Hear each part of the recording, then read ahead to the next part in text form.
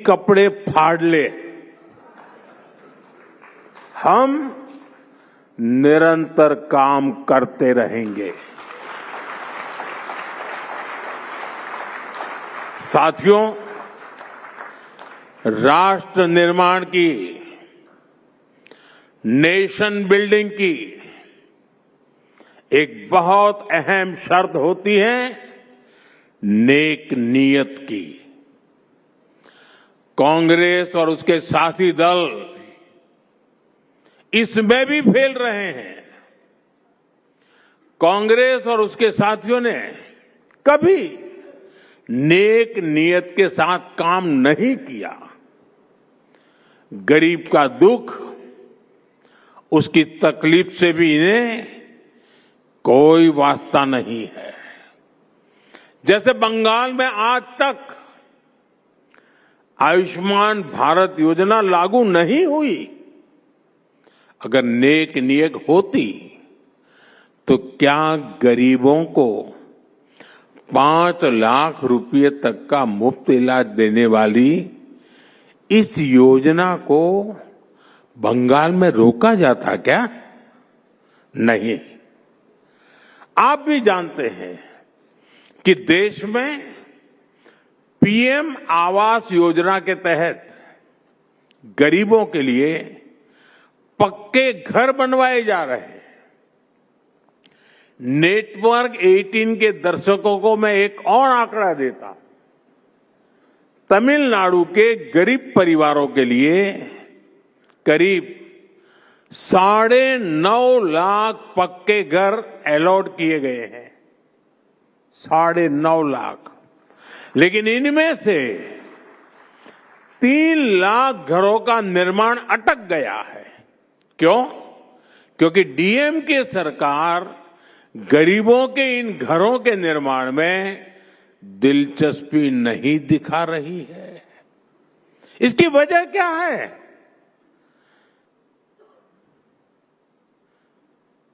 इसकी वजह है नियत नेक नहीं है।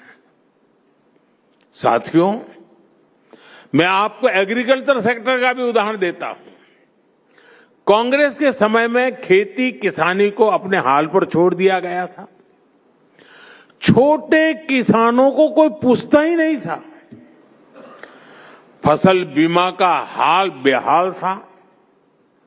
एमएसपी पर स्वामीनाथन कमेटी की रिपोर्ट फाइलों में दबा दी गई थी। कांग्रेस बजट में घोषणाएं जरूर करती थी, लेकिन जमीन पर कुछ नहीं होता था, क्योंकि उसकी नीयत ही नहीं थी। हमने देश के किसानों के लिए नेक नीयत के साथ काम करना शुरू किया और आज उसके परिणाम दुनिया देख रही है। आज भारत दुनिया के बड़े एग्रीकल्चर एक्सपोर्टर में से एक बन रहा है। हमने हर स्तर पर किसानों के लिए एक सुरक्षा कवच बनाया है। पीएम किसान सम्मान निधि के माध्यम से किसानों के खाते में 4 लाख करोड़ रुपए से अधिक जमा किए गए हैं। हमने लागत का 1.5 गुना एमएसपी तय किया और रिकॉर्ड खरीद भी की है। मैं आपको सिर्फ दाल का ही आंकड़ा देता हूं। यूपीए सरकार ने 10 साल में सिर्फ 6 लाख मैट्रिक टन दाल किसानों से एमएसपी पर खरीदी। 6 लाख मैट्रिक टन। और हमारी सरकार अभी तक करीब 170 लाख मैट्रिक टन यानी लगभग 30 गुना अधिक दाल एमएसपी पर खरीद कर चुकी है।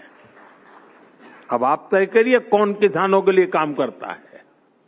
साथियों, यूपीए सरकार किसान क्रेडिट कार्ड के जरिए भी किसानों को मदद देने में कंजूसी करती थी।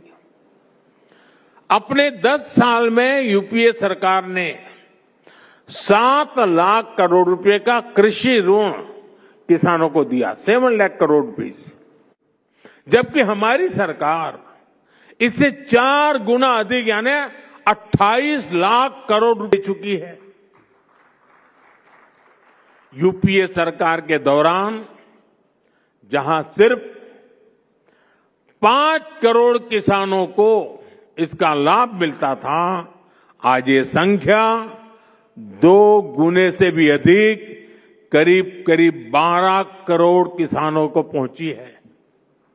यानी देश के छोटे किसान को भी पहली बार मदद मिली है।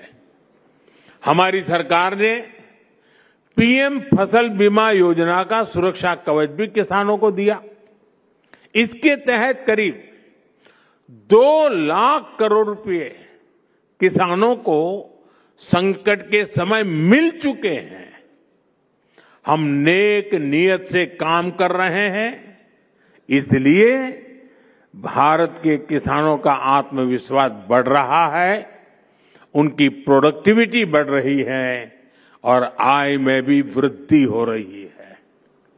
साथियों, 21वीं सदी का 1/4 हिस्सा बीत चुका है। अब अगला चरण भारत के विकास का निर्णायक दौर है। वर्तमान में लिए गए निर्णय ही भविष्य की दिशा तय करेंगे। हमें अपने सामर्थ्य को पहचानते हुए, उसे बढ़ाते हुए आगे चलना है। हर व्यक्ति अपने क्षेत्र में श्रेष्ठता को लक्ष्य बनाए। हर संस्था एक्सीलेंस को अपना संस्कार बनाए। हम सिर्फ उत्पाद न बनाएं, बेस्ट क्वालिटी प्रोडक्ट बनाए। हम सिर्फ रूटीन काम न करें, वर्ल्ड क्लास काम करें। हम क्षमता को परफॉर्मेंस में बदले। मैंने लाल किले से कहा है, यही समय है, सही समय है। यही समय है भारत को नई ऊंचाइयों पर ले जाने का। एक बार फिर आप सभी को बहुत बहुत शुभकामनाएं, बहुत बहुत धन्यवाद। नमस्कार।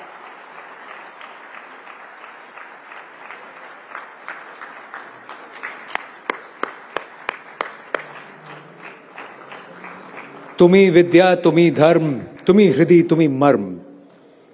सुजलाम सुफलाम मातरम, वंदे मातरम। That's the नेक नियत प्रधानमंत्री Narendra Modi has for Bharat.